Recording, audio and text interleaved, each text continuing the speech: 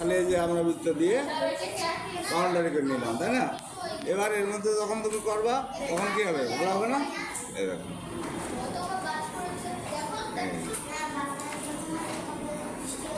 ঠিক আছে, দেখে শুনে আঁকবা। এসেও ভালো আম আছে, যেমন জানো আরও বড় করে সুন্দর করে যদি গোল করে, হ্যাঁ।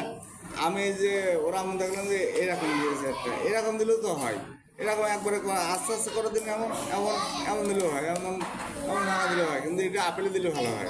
যাও, আর এটা চলো, আর তোমার কি আম এরকম সবার দেখাচ্ছি, হ্যাঁ।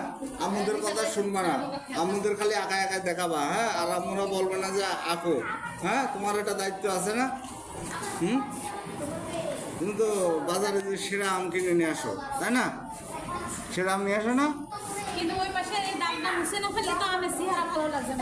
আরে ওই ডাক্তার দিচ্ছে ওটা শেখার জন্য, ও মিশে ভালো একটা কাটা, ও শেখার জন্য। আপনারা এত ধরেন দিলে তো পারে না।